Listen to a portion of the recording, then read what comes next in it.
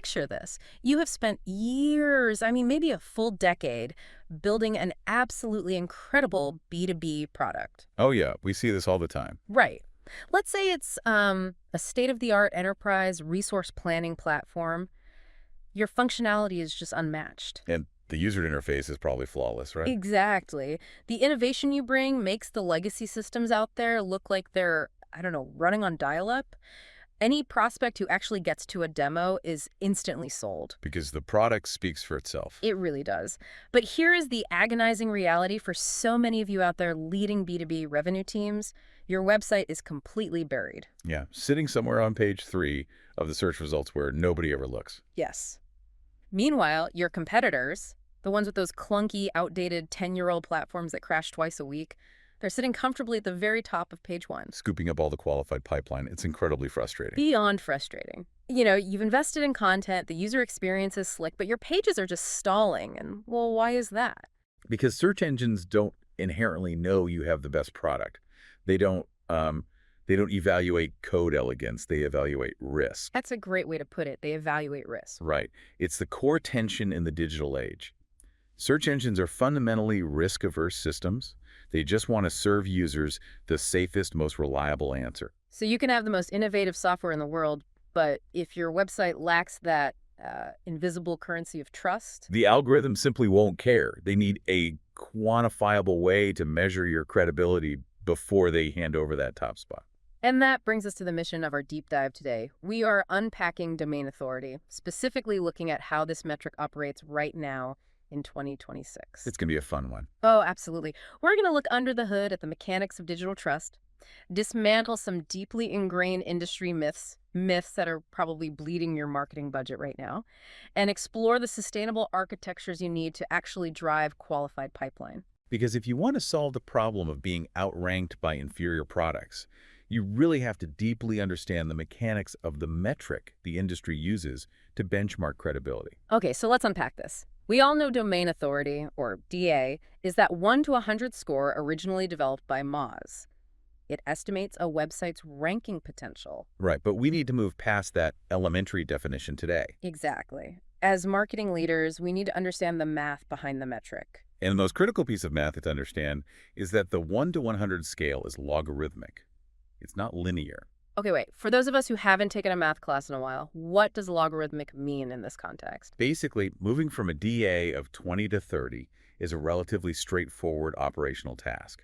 But moving from, say, a 70 to an 80, that requires exponentially more velocity and trust signals. Wow. Okay, so the higher you get, the harder the climb. Exactly. If you launch a brand new enterprise site today, you're usually starting with a baseline score between 10 and 20. And what's an average score? Like for a reasonably active B2B site? They might hover around 30 to 50. But in fiercely competitive B2B sectors like managed IT, cybersecurity, or ERP software. Right, the really lucrative markets. Yeah, the market leaders there, those legacy giants you're trying to unseat, they're usually defending a fortress with a DA of 60, 70, or even higher. And it's not a static grade, right? The algorithm processing this is built on machine learning models evaluating the entire global link graph. Correct. It's looking at your total linking domains, but more importantly, the relevance and the spam profile of those networks. It essentially compares your link velocity against thousands of real-world search pages to predict your natural weight class, so to speak. I like that, your natural weight class. But I have to push back here a bit. If this predictive model is so highly correlated with success, we have to address the elephant in the room.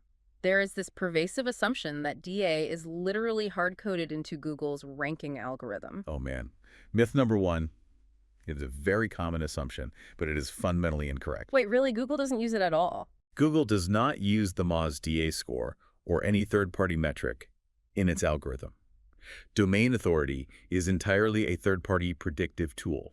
So, okay, if Google doesn't care about my Moz score, why are we dedicating resources to tracking it? If I'm an SEO manager trying to explain this to a skeptical CFO, why does this arbitrary number matter? Because if we step back and look at the bigger picture, those machine learning models are attempting to reverse engineer the exact same trust signals that Google's proprietary algorithms evaluate. Ah, okay, I see. Yeah, both systems are crawling the web, looking at the quality of referring domains, analyzing the semantic relevance of backlinks, and measuring your site's architectural authority. So Google isn't looking at your DA score, but it is looking at the raw data that creates your DA score. Exactly. That makes totally sense. So it's less about the score itself and more that we are using DA as a diagnostic mirror. The mirror doesn't cause the reflection, but it accurately shows you if your tie is crooked.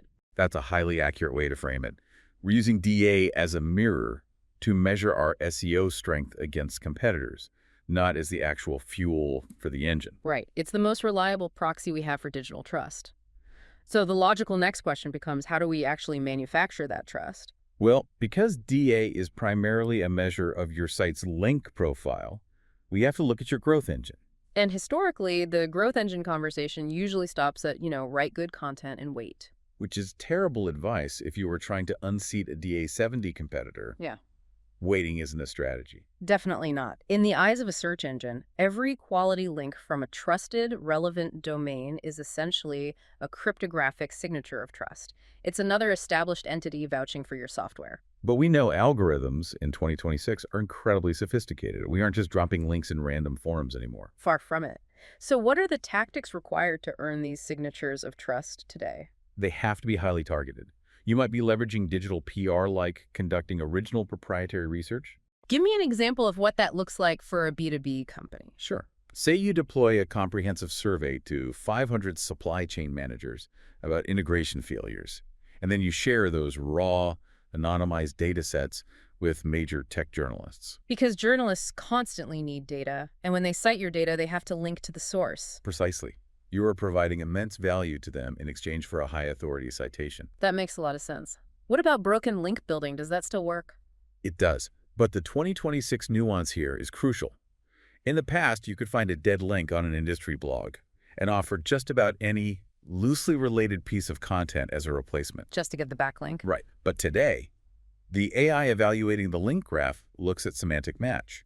If you offer a replacement link, your content must deeply and accurately address the specific context of the surrounding paragraph. It has to actually belong there. Exactly. And the strategic imperative here is targeting the right domains, right? Yeah. Because earning a link from a site with a DA of 80 passes massive trust down to your DA 30 site. Oh, massive. Mm-hmm. But earning a link from a DA15 site, that barely moves the needle. You really have to hunt upstream. But to hunt upstream, you need the right ammunition. High-authority B2B websites are not going to link to your promotional product brochure. No, nobody wants to link to a sales page. They link to resources that solve complex problems or provide unique data. Which brings up a really dangerous assumption I see all the time, which I guess is myth number 3. People assume that because they just spent $20,000 producing an incredibly insightful, beautifully designed 5,000-word guide on digital transformation. They think their domain authority is naturally going to spike overnight. Yes. And that is a fundamental misunderstanding of what DA actually measures. It really is. Domain authority does not evaluate the literary quality or the strategic brilliance of your content. It doesn't read it and say, wow, this is great thought leadership. Right. You can have the most profound insights in your industry sitting on your blog, but if nobody points a link to it, your DA remains completely flat. So the content is just the prerequisites, the mechanism of capture.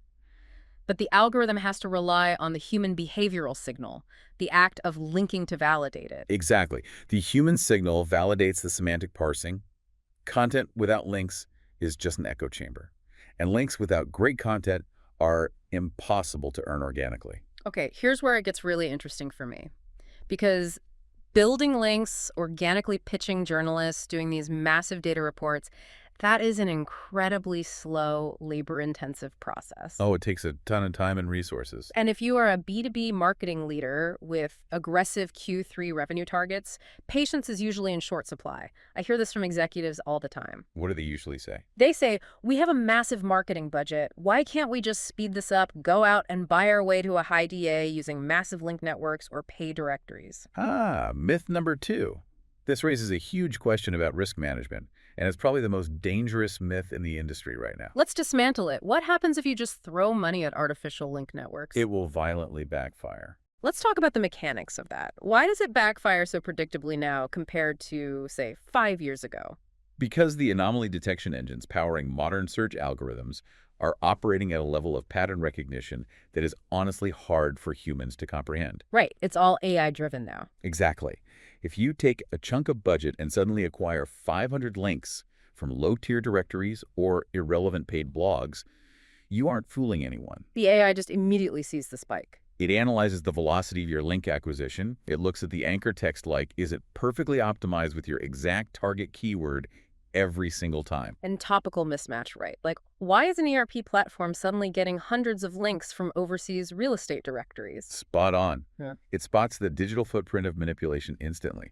A sudden, unnatural spike doesn't simulate organic popularity.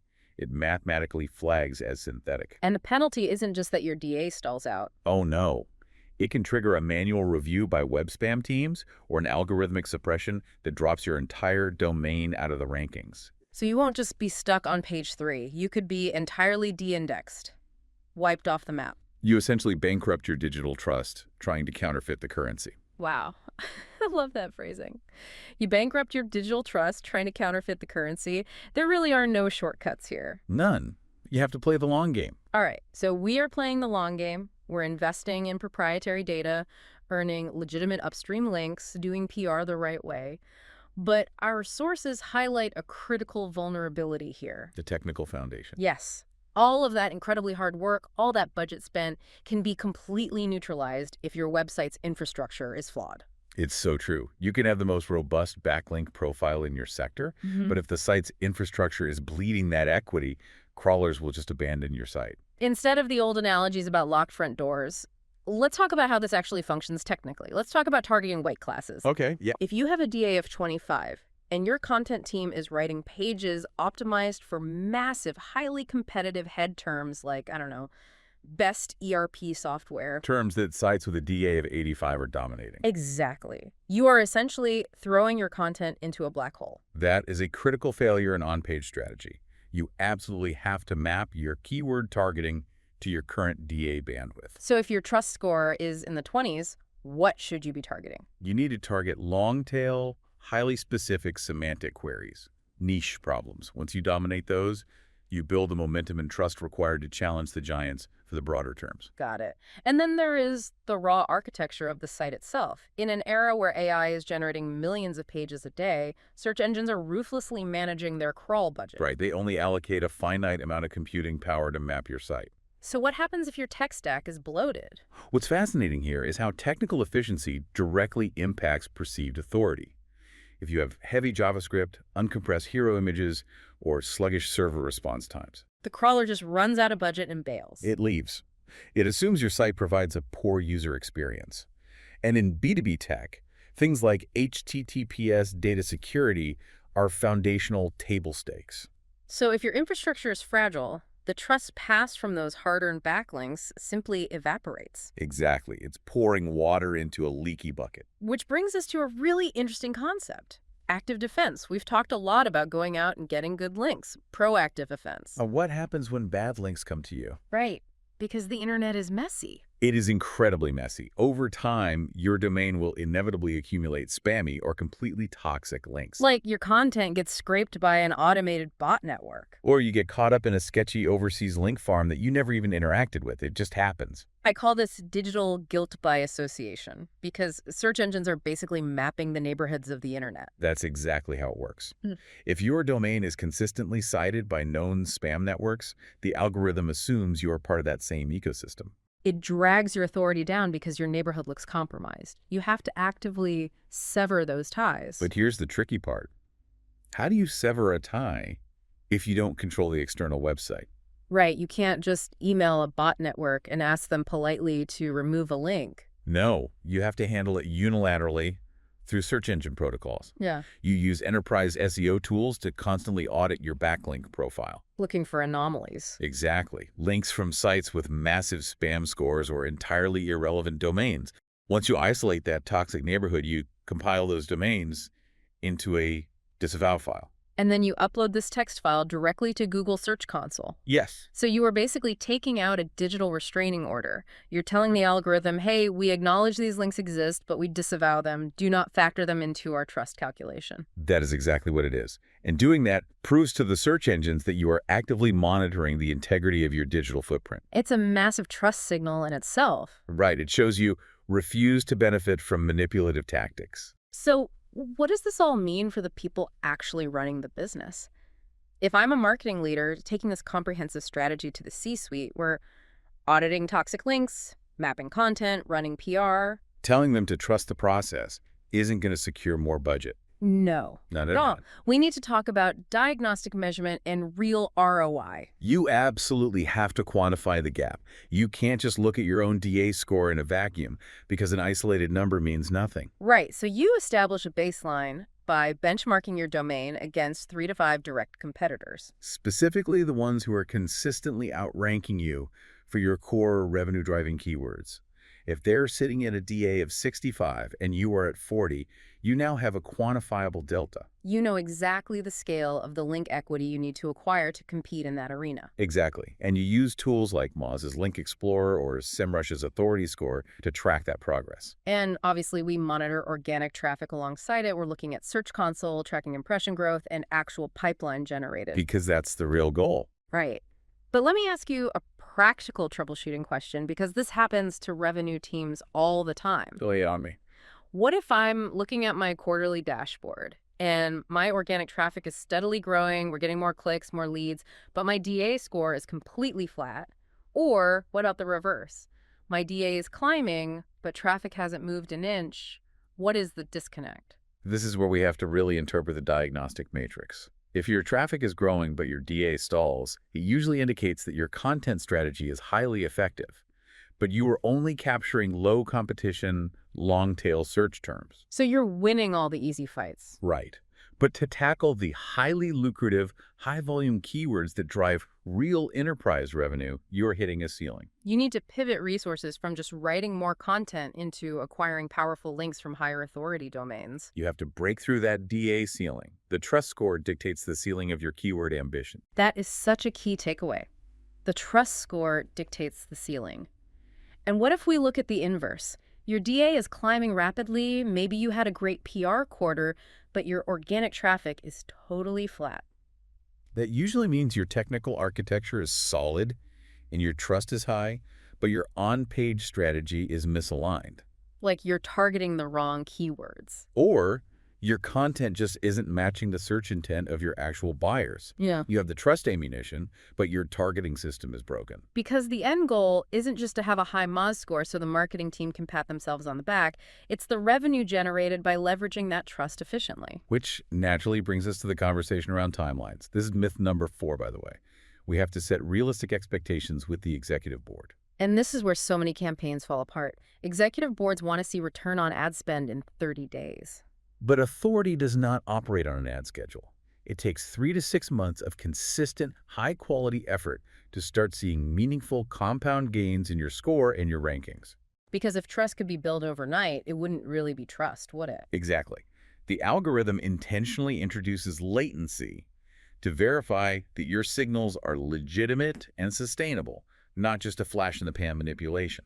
You check your progress every 30 to 60 days. You look for incremental improvements in the quality of your referring domains and the breadth of your keyword impressions. Sustainable digital authority is really a compound interest game. Okay, we have covered some serious ground today. Let's try to synthesize this for everyone listening. Domain authority is not a vanity metric, and it is definitely not a direct Google ranking factor. But it is the most accurate predictive mirror we have for the trust signals that actually drive visibility. You cannot buy it, and you cannot trick the anomaly detection engines. It requires a synchronized architecture. You have to actively earn high-value backlinks through proprietary data, publish content that validates those links, and maintain a flawless technical infrastructure. So search engines don't waste their crawl budget. And of course, aggressively defending your profile from toxic digital neighborhoods. It is a holistic ecosystem. You are basically proving to machine learning models through consistent behavior that your domain belongs in the upper echelon of your industry. So for everyone listening, here is your actionable next step to get this process started today. You don't need to hire an agency just to get your bearings. Go run your website through a free domain authority checker right now. Establish your baseline. To do the exact same thing for the 3 competitors who are currently stealing your pipeline. Map that delta. Once you have that quantifiable gap, diagnose your bottleneck. Are you losing crawl budget to technical bloat? Do you have incredible content but zero PR strategy? Find the friction point and apply the frameworks we discussed today. Because the moment you quantify the gap, the abstract concept of SEO transforms into a highly tangible engineering problem that you can actually solve. I love that. But before we sign off, I want to leave you with a final forward-looking thought that builds on what we've unpacked today. We are operating in 2026, and the landscape is shifting rapidly. Especially with AI. Exactly. AI discoverability tools and large language models are evolving. We're moving away from search engines just handing users a list of blue links towards systems that synthesize answers directly on the page. The whole transition from search to direct retrieval, it's wild. It really is. So, as these AI models get better at independently parsing complex logic and actually verifying data deep within your content, how will the very concept of domain authority mutate? That's the million-dollar question. Will the algorithms of tomorrow still rely so heavily on the domain a link comes from as a proxy for trust? Or will they start scoring credibility almost entirely on the factual accuracy and the proprietary nature of the specific chunks of information you provide? It's a fascinating paradigm shift. If an AI can definitively verify your math, the traditional weight of a backlink might fundamentally change. It's an evolution every revenue leader needs to monitor closely. Absolutely. The definition of trust is constantly evolving. But as you navigate that future, remember where we started today. You have built an incredible B2B product. Your software, your vision, it deserves to be seen by the market. Don't let legacy tech win just because they understand SEO better. Exactly. Do not let an inferior competitor win the pipeline just because they understand the mechanics of digital trust better than you do. Take control of your authority, fortify your infrastructure, and make sure that when the algorithms are looking for the definitive answer, they point straight to you.